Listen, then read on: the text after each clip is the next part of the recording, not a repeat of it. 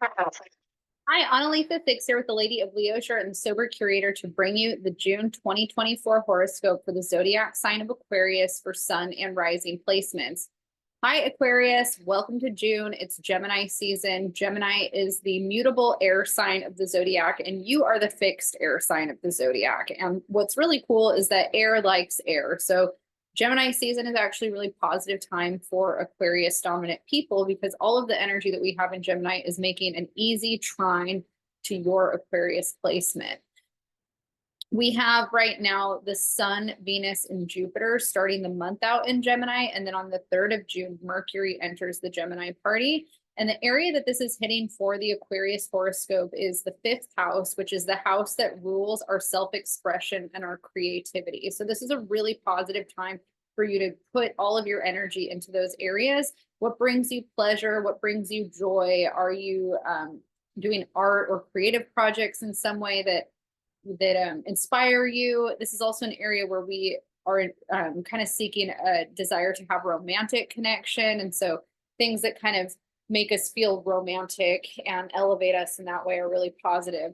This is also a house that represents connecting with children. And if we don't have any children in our lives, then we could be connecting more to our inner child in a playful way, having Venus, Jupiter, the Sun, and Mercury here. If we have children or children in our lives, this is also a really positive time to connect with them and to do childlike things that get us out of the mundane or seriousness of reality and kind of just focusing more on what's fun.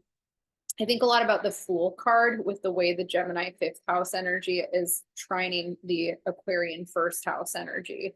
The other energy that we have entering the month is Mars finishing up its stint in Aries. Mars has been in Aries since May, and it's going to be in Aries until the 9th of June.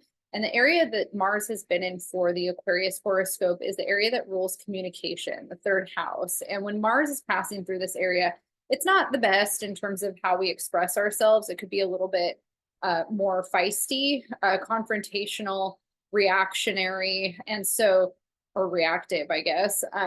So this is a positive time for you to reflect on maybe how you've been communicating over the past month. And do you feel like you've been learning new ways or more positive ways to be confrontational or direct in how you speak?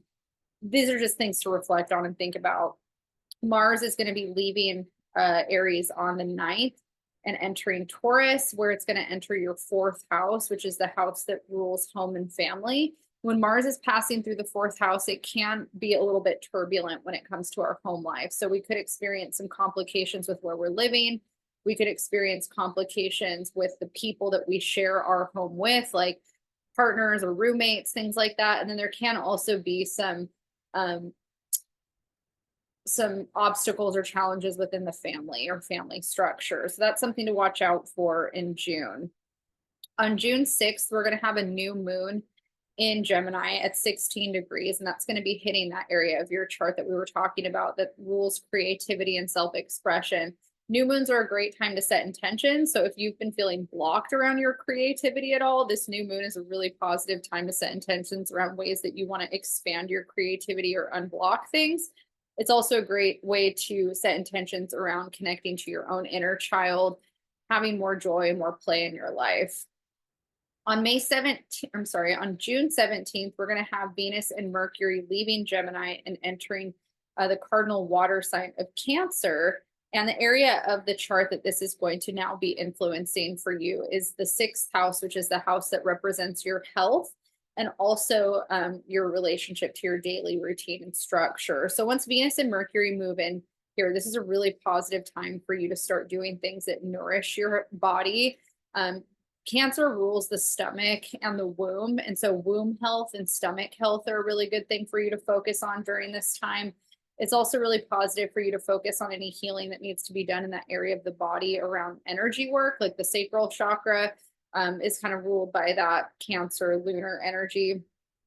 This is also a really positive time for you to put new structures into place around self-care and taking more initiative in that.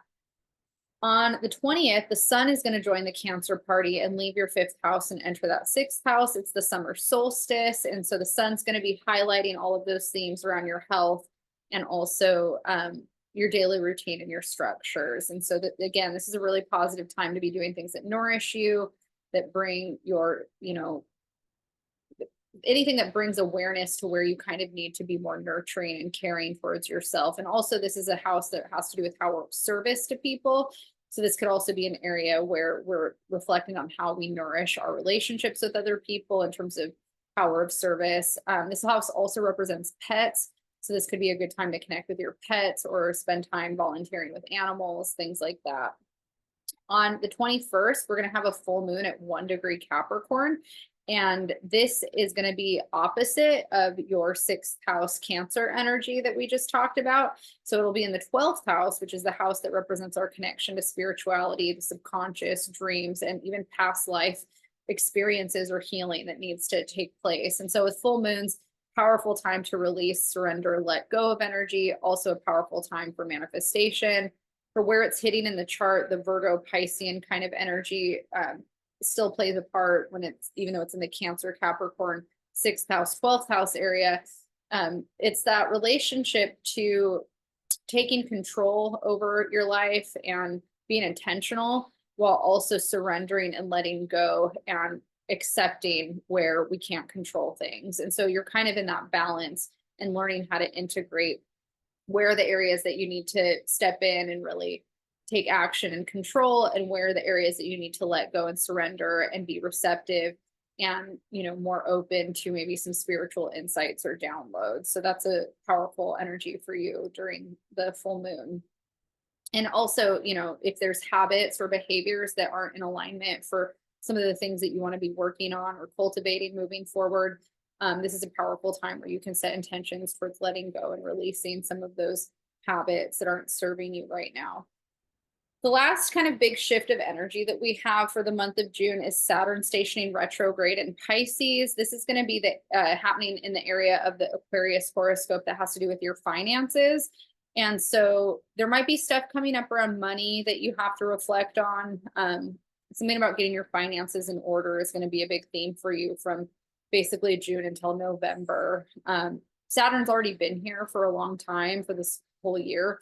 But when it's retrograde, we tend to kind of have to sit and review some of our financial situation that maybe we thought we had figured out. Now we're having to revisit some things during that time period.